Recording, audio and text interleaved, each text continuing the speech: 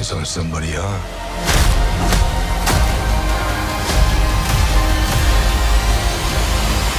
Or hurt him?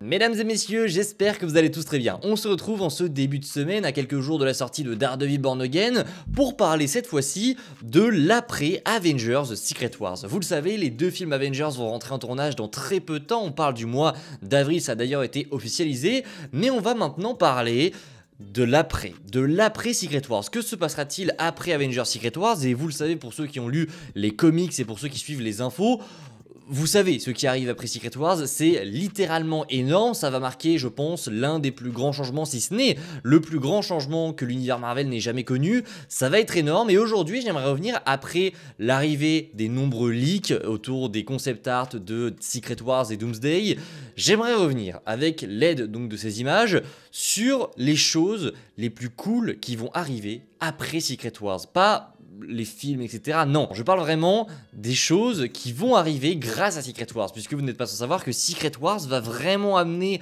une grosse nouveauté autour de l'univers Marvel, on va en parler dans cette vidéo, et ces nouveautés vont permettre au MCU d'introduire de toutes nouvelles choses, de tout nouveaux personnages, de toutes nouvelles équipes, qui vont être selon moi absolument incroyables. Bref, aujourd'hui on parle du tournant majeur que va prendre Marvel Studios avec l'arrivée du Battle World. Voici donc le top 5 des choses les plus cool qui vont arriver suite à Avengers Secret Wars. Pour recontextualiser un petit peu les amis, déjà attention, alerte spoiler, puisque même si on n'a pas d'informations officielles sur ça, on se doute très fortement que les événements que je vais évoquer, qui sont donc tirés des comics, vont se produire dans les prochains films Avengers, donc si vous ne voulez rien savoir, je vous déconseille de regarder cette vidéo, puisque là, on va parler de la fin de Doomsday, de la fin de Secret Wars, de ce qui arrivera potentiellement après. On va faire un top 5 des choses qui ont été entre guillemets annoncées. On a eu des bruits de couloir sur ce qui arrive, on va pas faire des théories parce qu'honnêtement, avec ce qui arrive donc dans Secret Wars, il y a une possibilité tellement énorme, il y a tellement de possibilités pour Marvel Studios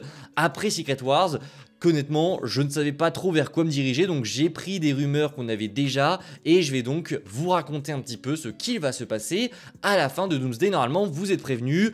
Alerte spoiler. Donc, à la fin de Doomsday, Doom devrait donc créer, alors on ne sait pas vraiment comment, on ne sait pas si les Beyonders seront impliqués dans l'intrigue, mais en tout cas, Doom devrait donc avoir le pouvoir de remodeler la réalité et il devrait donc former le Battle World. Pour ceux qui ne savent pas ce que c'est littéralement la destruction du multiverse qui est donc causée par Doom, et donc ce bon vieux Docteur Fatalis va former à l'aide de pouvoirs qui est normalement dû au Beyonder, il va former une nouvelle et une seule planète nommée le Battle World. Et en gros, c'est une planète qui est constituée de plusieurs fragments, de plusieurs réalités. Donc c'est le multiverse ultime en une seule planète, en beaucoup plus réduit, avec beaucoup moins de monde. C'est une planète qui remplace le multiverse avec des morceaux d'un petit peu tous les univers. C'est incroyable. Pourquoi est-ce que c'est incroyable? Parce que c'est bien beau de dire partout, ça va être génial, ça va être incroyable, etc. Mais il faut montrer pourquoi est-ce que c'est une idée absolument géniale. Déjà, on arrive, vous le savez, à un moment où Marvel, c'est compliqué. Marvel, ils ont du mal à se contenir, ils ont du mal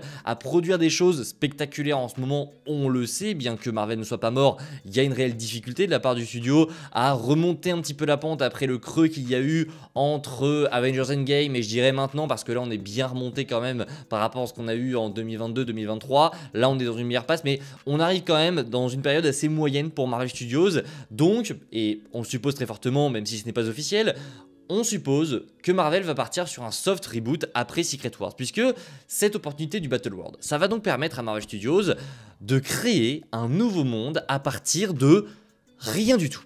Ils vont donc prendre le pouvoir de Doom, créer un nouveau monde, et là, comment vous dire que pour Marvel Studios, c'est une autoroute pour le succès, une autoroute pour faire de très bons films, pour faire ce qu'ils veulent, puisqu'on repart quasiment de zéro. Alors pourquoi on appelle ça un soft reboot et non pas un reboot? Parce que Marvel justement, grâce à son univers qu'ils avaient déjà avant, donc celui dans lequel on est, grâce à tout ce qu'ils ont développé depuis plus de 10 ans maintenant, ils ont la possibilité de garder tout ce qu'ils ont fait avant, d'enlever ce qui ne leur plaît pas, She-Hulk, la nouvelle Black Panther qui ne plaît pas beaucoup, tout ce qui n'a pas été réussi, les Éternels par exemple, même si c'est possible qu'ils les gardent pour essayer de faire des choses en mieux avec eux, bref, tout ce qu'ils ont envie de supprimer, ils le suppriment, tout ce qu'ils ont envie de garder, ils le laissent sur le Battle World. C'est une opportunité en or pour Marvel pour se reconstruire de zéro, mais évidemment, il y a ce qu'on a eu avant, donc ce qui va rester, il y a ce qui va partir de ce qu'on avait déjà avant dans notre univers, donc tout ce qui n'a pas été apprécié, ils vont faire un peu de ménage dans ce qu'on connaît déjà, mais au-delà de ça, on parle d'un Battle World qui réunira plusieurs réalités. Donc sur cette nouvelle planète, Marvel va introduire de toutes nouvelles régions, vous le savez, puisque le Battle World c'est en gros une planète qui est composée de plusieurs régions qui ont tous leurs spécificités. Pour ceux qui jouent, je vais prendre un exemple tout con, vous connaissez le jeu Fortnite, il y a une map sur Fortnite, et souvent cette map elle est divisée en plusieurs biomes. Et ben imaginez une planète comme ça, une planète avec plein de biomes différentes qui sont des biomes dédiés à des personnages, dirigés par des personnages. C'est exactement ça. Et donc, on va revenir un petit peu à ce que je disais, le Battle World c'est une opportunité pour Marvel de faire le ménage avec les personnages qu'on connaît déjà, mais c'est aussi une opportunité grâce au multivers qui se termine de ramener absolument tous les personnages qu'ils veulent.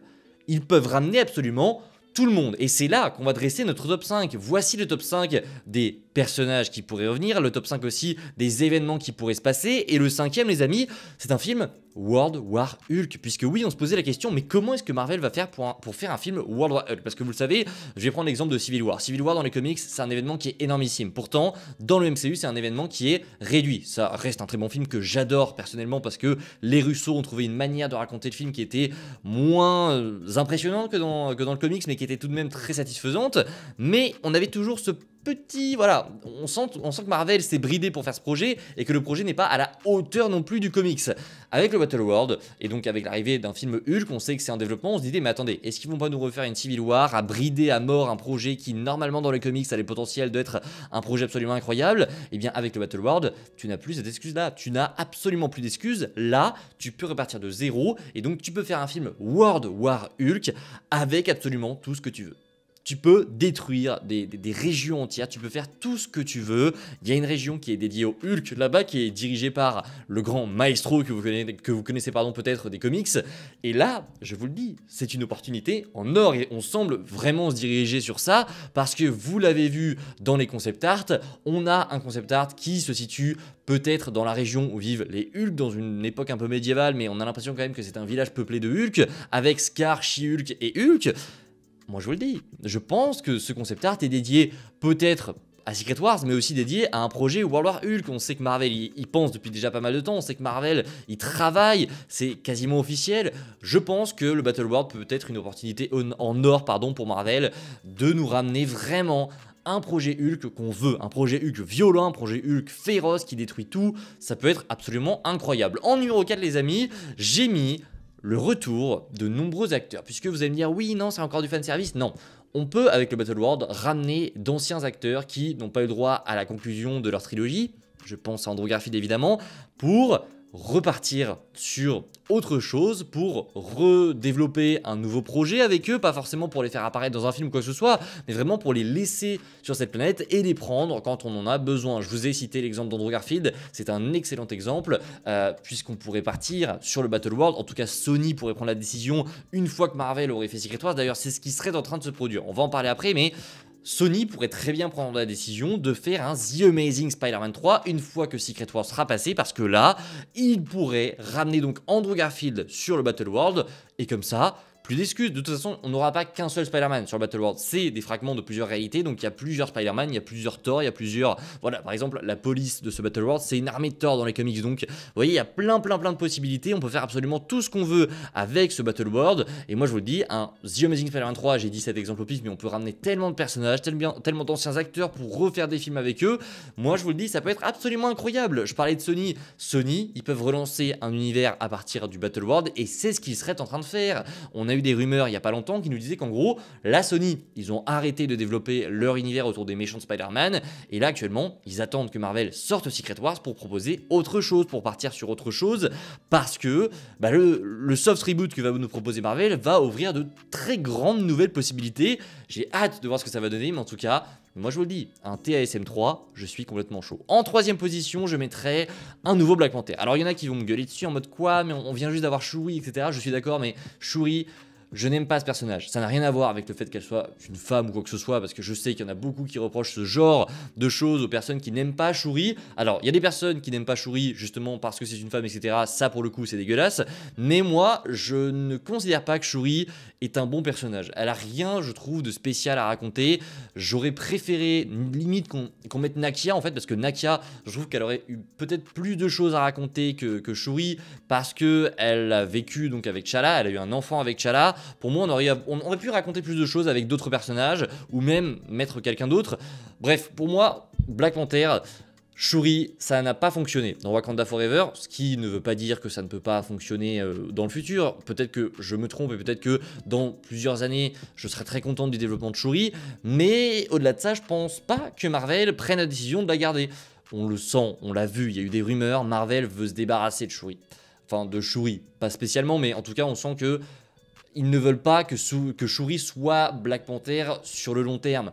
C'est pas pour rien qu'ils ont introduit Toussaint à la fin du film. C'est pas pour rien qu'on arrive et qu'on a déjà des concept art d'un nouveau Black Panther. Moi, je pense que le Battle World va nous introduire un nouveau Black Panther principal. Il y en aura sûrement plusieurs, mais je pense qu'on va repartir sur un autre Black Panther à partir de Battle World. Et je pense que c'est une très bonne idée. Vous me direz en commentaire ce que vous pensez de cette situation, parce que c'est vrai que c'est assez délicat.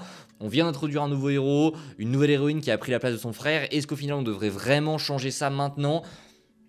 Je sais pas, mais en tout cas, c'est la direction que semble prendre Marvel Studios, et moi, ça ne me déplaît pas parce que je ne suis pas un grand fan du personnage de Shuri. J'arrive pas à kiffer, j'arrive pas à voir ce qu'elle nous raconte. En même temps, vous allez me dire, elle a rien raconté dans Black Panther Wakanda Forever. Elle a vraiment rien raconté, à part le fait qu'elle ait des doutes sur le fait qu'elle soit Black Panther. Il n'y a pas grand chose à retirer de ce personnage. Bref, continuons les amis avec le numéro 2. Et le numéro 2... c'est Miles Morales. Oh que oui les amis, Miles Morales, mais évidemment, vous le voyez venir gros comme un camion. Évidemment que Miles Morales va être introduit à partir du Battle World, c'est une évidence, et que dans Spider-Man 5 et Spider-Man 6, qui seront normalement des projets de rue, qui seront normalement liés à l'arc de Wilson Fisk, vous le sentez aussi venir? Bah oui, évidemment que on va introduire Miles Morales, qu'on va introduire aussi peut-être pourquoi pas un symbiote pour Peter, mais tout l'arc autour de Spider-Man va devenir très intéressant selon moi. Oui, mais oui, j'ai très envie et je suis convaincu, c'est une évidence que Miles Morales va arriver. J'ai très hâte, j'ai très hâte de le voir là, j'ai très hâte de le voir aux côtés de Tom Holland. Vous me direz en commentaire ce que vous pensez de tout ça. Et enfin, pour terminer, en première position, comment ne pas citer un projet qui est déjà en cours d'écriture, un projet qui devrait se tourner en 2026, le film et l'arrivée de l'équipe des X-Men. Et oui, ça y est, on entre enfin dans cet arc des X-Men, dans la Mutant Saga. Je sais pas si ils vont vraiment faire la saga des mutants, parce que pour moi, avec ce Battle World, t'as pas forcément besoin de faire une saga dédiée aux mutants, tu peux faire tellement de choses. Limite, on peut presque abandonner cette idée de saga, de phase, parce qu'on est tellement sur un univers riche et un univers qui peut s'étendre encore plus que ce qu'on avait déjà avant, que, au final, oui, il faut garder un fil rouge, parce que c'est important et parce qu'on aime avoir ce genre de climax à la fin, où tu sens que c'est le bonbon parce que t'as regardé tout ce que tu devais regarder chez Marvel. Mais il y a tellement maintenant de voies possibles pour le studio que pourquoi pas décrocher des phases un peu des sagas. Bref, on s'écarte un peu du sujet, mais vous voyez où je veux en venir. On arrive vraiment dans une période pour Marvel qui va être absolument incroyable et qui va introduire plein de nouvelles choses. Et les X-Men, ça fait partie vraiment des trucs que j'ai le plus hâte de voir. Je suis un grand fan et les voir de retour, ça va être très cool. J'espère, mais Kevin Feige, si tu m'entends, je ne pense pas, mais Kevin Feige fait des costumes Comics Accurate. Tu vois X-Men 97, tu fais exactement la même chose. En live action, s'il vous plaît. Vraiment, je veux voir un costume de Cyclope en live action. Il est absolument insane dans X-Men 97. Je veux voir ça. Je veux voir ça. Vous l'avez fait avec Wolverine. De toute façon, je prie, mais je pense qu'ils vont le faire. C'est une erreur qu'ils ne referont pas. Et puis Marvel Studios est réputé pour avoir de très beaux et de très bons costumes. Donc je pense que ça arrivera. Bref les amis, on arrive au terme de ce petit top 5, de cette petite vidéo autour du Battle World. J'espère que tout ça vous a plu. Si c'est le cas, n'hésitez pas à me le faire savoir en commentaire et à me dire ce que vous attendez le plus vous avec l'arrivée du Battle World. On se retrouve dès demain pour parler de Daredevil Born Again une dernière fois avant sa sortie. Et mercredi, on fera évidemment une vidéo et un live autour de Daredevil Born Again. Je vous dis à très vite. C'était Spidey. Prenez soin de vous les amis, c'est toujours le plus important. Ciao tout le monde.